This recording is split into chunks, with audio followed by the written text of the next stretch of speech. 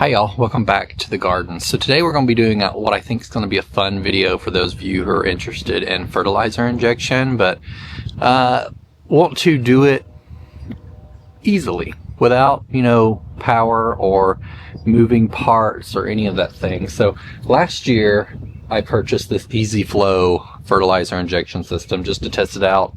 This is not sponsored. I bought it with my own money. But it worked pretty well, and I used this and purchased it exclusively for the elephant ear competition that we did last year because I was really determined to win. And Yulia ended up winning, but she had much better temperatures for that in New Jersey than I had here in Ohio. So this is the EZ-FLO system. Really easy to use. You fill it with your fertilizer of choice and you add the rest water, and then here is where it connects to your water system. So this is the part that comes with the EZ-FLO, the white part. I've made this complicated system from drip tubing because I want to be able to independently shut this off and take this off during winter so it's not staying outside. But what essentially happens is how I'm going to set this up. This is where your irrigation comes in. It connects here. It forces some water through this black tube, which runs into this side here. And then as pressure builds up in the system, it pulls a little bit of concentration of liquid fertilizer back into the system with the remaining water flow. So it works simply off of water pressure. There's nothing to plug up, which makes it really easy and really simple to put out in the landscape. Now, what I would recommend and what I did last year is I would not let this container sit out in the sun. A lot of these parts are plastic and will get brittle in the sun. So last year in the cut flower garden, if you were paying attention, you may have noticed an upside down solid Sterilite container, essentially, that protected this from the sun. I'm going to be putting this kind of under our deck where it will be protected from the sun. So I'm going to be using this fertilizer injection system to push along my Incrediball storm-proof hydrangea hedge and the 𝗖𝗢𝗗𝗘𝗢𝗓 trials that I've been doing over the past few years. So I'm going to be adding a few things to this concoction today. So let's talk about them. So the thing about this system is you can put anything that's water soluble in this container because it needs to be able to mix with water to get injected to the system. So I'm going to be using a combination of organic and inorganic products today. Keep in mind what you are fertilizing and how young those plants are to not overdo it. If you use too much inorganic fertilizer with a high nitrogen percentage, you risk damaging the roots of the plant. So these are some smaller plants, the Incrediball storm-proof hydrangeas anyway, but the other hydrangeas there have been planted for a couple years now. We're going on, I guess, middle of this year will be 2 years. So I'm going to be starting out with the Heirloom Roses fish fertilizer. This is a little different than other fish fertilizers you see on the market. This one contains phosphoric acid. You can order it directly from heirloomroses.com. That phosphoric acid helps build root growth and nice, beautiful blooms and is the organic component of this concoction witch's brew that I'm putting together. As you know, I struggle with high pH soil, high pH water, hard water. In my garden, we are on well. So I'm going to be adding some EDDHA iron. This is water-soluble iron. It is also the variety of iron that is easily uptaken by plants when they're struggling in high pH soil. So if you have chlorotic plants, which as you've probably seen on my channel, I struggle with here, this will green them up in like a matter of a week or two. You apply it once and you'll immediately notice some greening effects, and then you might have to apply it a couple more times throughout the season, depending on how bad your chlorotic plants are. So I'm going to be applying this directly to the water to kind of cancel out some of the hard pH that we're having. I don't know if that's really going to do anything. I'm also going to treat the plants directly, the 𝗖𝗢𝗗𝗘𝗢𝗓 with this, but I thought while I'm doing fertilizer injection, this would be an easy way to ensure they don't become chlorotic later in the season. And then I have this hydrangea blue because I have hard water. There's not much left in here, so I'm going to pull the entire container. You can see there's just a little bit in there. This will lower the pH of the solution a little bit to bring the pH of the water down. Also provide some kind of inorganic nutrition to the hydrangeas. So we'll see if injecting this into the water directly helps turn any of my hydrangea macrophylla blue. And then down here at the bottom, there is a seaweed plant food called Maxi that is targeted primarily to the rose growers. I've had this bucket for years. It is not a cheap fertilizer. There are probably others on the market that are alternatives, but you can buy small containers of it. And what I love about it is it smells like the beach because it's literally got seaweed in it. So if you mix it with your water, it turns this beautiful like green blue color. And it just smells like the ocean. So I'm going to pour some concoctions in here. One thing to note, this EZ-FLO system does come with, I think, 3 different little inserts for this that determine how much water makes it into the system and thus the amount of fertilizer injected into the system. And so I have the smallest one on here. I may have to update that to a bigger one. A lot of it depends on what's on the other side of the system. So do some calculations based on how many emitters you have on your zone and determine which insert you need to use. Bigger inserts and inject larger amounts of fertilizer, which will run the tank down quicker. And then the smaller inserts inject the smallest amount and will last a little longer. So I'm going to start out with the smallest one because that's what I used last year on the elephant ear. One other thing to note, this system requires a foolproof backflow system. So I have a backflow system on my entire irrigation, so I'm not showing connecting a backflow to this today. But if you are using this on your hose bib, you want to make sure you have a reliable and a reputable backflow system. Because if not, this could inject fertilizer into your house's plumbing, which is not gonna taste great. And it's probably not healthy for you. Can you imagine drinking fish fertilizer out of your faucet?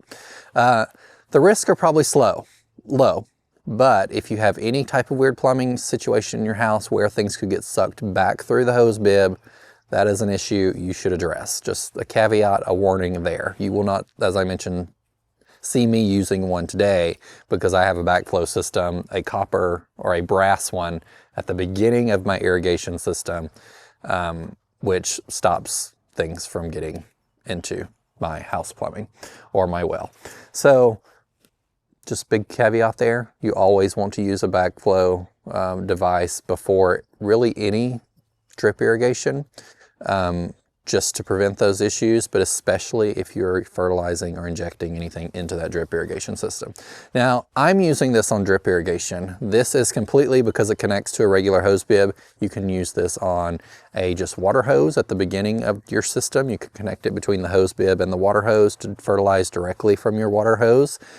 You can connect it to an overhead sprinkler system if you just want to spray your entire garden bed with a overhead sprinkler system. That works too. Anything you could connect a hose bib to, this will work because that's why I have all this weird contraption here to convert from drip to hose bib back to drip so I can get it out into my drip system. So this is where we're going to be adding the fertilizer injection system. So behind here is kind of our pool equipment. So I'm going to put the actual tank behind there and run this system out underneath these boards or along in between these boards here, and then it can be covered with mulch successfully. This is the newest zone right here on this line that runs to my hydrangea hedge. So I'm going to be cutting into that to basically insert this contraption, and then I will be able to control it manually to use flow here to bypass this, take this out if I need to.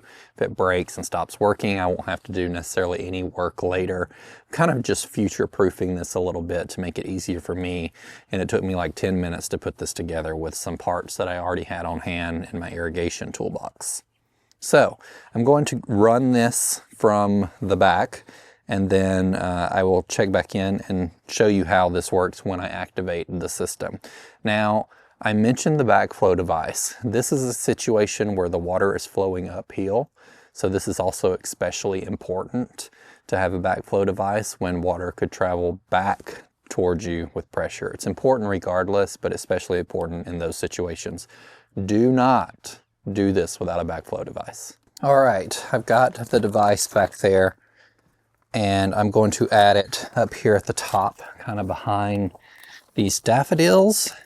So it's easy kind of to obscure with some mulch against the system. So all I need to do is cut into the existing system and add this right here. So that will be rather simple. There's already a connection right here. I'm gonna just cut that out and combine it together.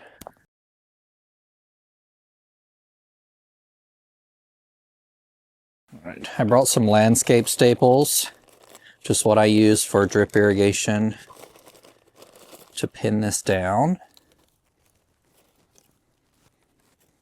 So along with the customization as far as the insert in the inline that you can do, which I told you I have the lowest one, there's also a trigger at the top where you can cut off flow of the EZ-FLO, or you can do slow to fast. I currently have it on fast because I have the lowest insert in, but I've got the system running now and it's running on bypass. I'm going to turn the camera around and you'll be able to start seeing the liquid coming out of the clear tube. Now the color of this liquid is going to be a brown to red. Most of what I put in the line is that fish fertilizer. Now I can't give you like specific mixing instructions because I put some different things together there. If you're concerned, use a fish fertilizer or organic nutrition. It's gonna depend on how much drip irrigation you have on the other side of the device, what you have at the top as far as the mix ratio, and the insert you have in the inline tube. So there's a lot of kind of maths to work out, but if you're concerned, go with something organic. That way it will not burn the plant. Like I said, most of mine was fish fertilizer. I think I used like 3/4 of that gallon of fish fertilizer because it's injecting slowly. A few scoops of the iron, maybe 5 to 10 scoops of the Max C, and then that little bit remaining of the Hydrangea Blue. I considered dropping in some sulfur pellets that would kind of dissolve with the water over time. I'm not going to do that yet. We're going to see how this works, and then maybe in the next time when I need to fill up this with fertilizer, I may add a few pellets, a little handful or something. So let's turn off the bypass so you can see water flowing through the system and what that's going to look like. All right, so I have it on bypass right now. This valve and that valve is shut off. I'm going to shut off the main valve, which is going to shut off flow to the zone entirely. Turn on this valve, which is going to start injecting water. You may have heard it come on.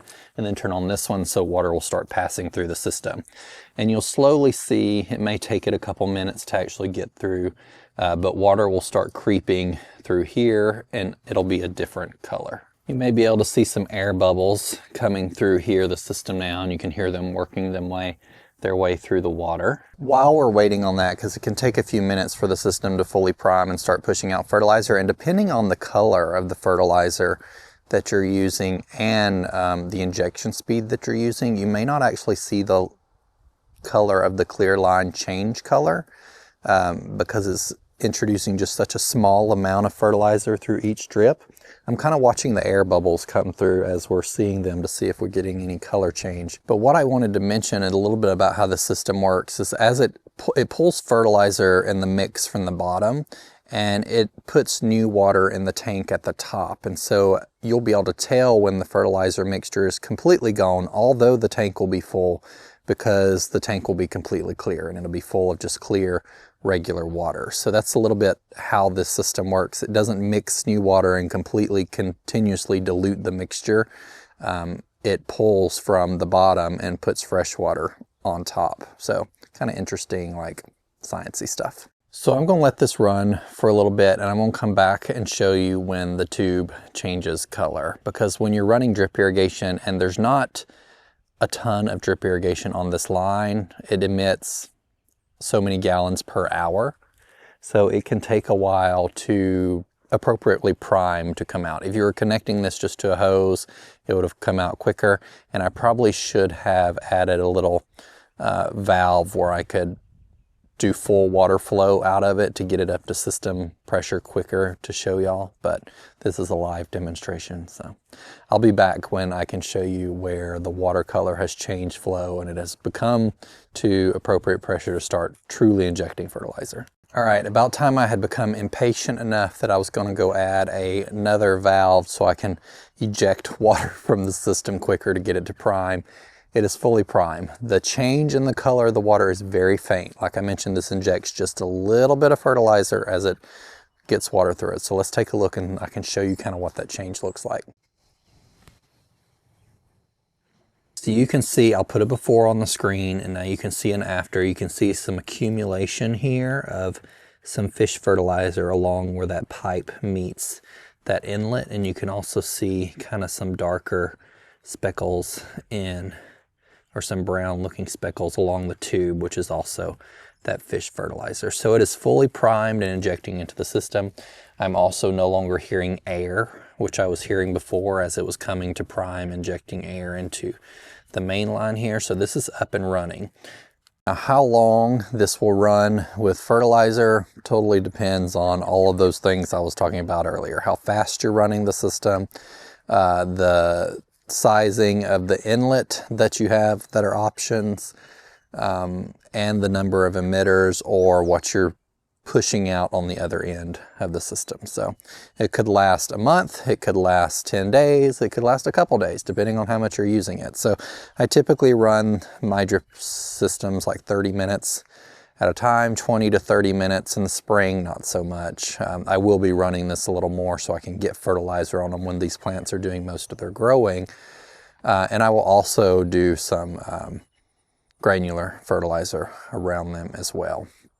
But this is just kind of a test also to see how well the system works for the second year. It worked well last year on the elephant ear, but I've never used it on shrubs. And so if I like it enough, I'm considering adding a second one here that injects fertilizer into my hanging baskets and other containers I have around the back pool zone. That would be interesting.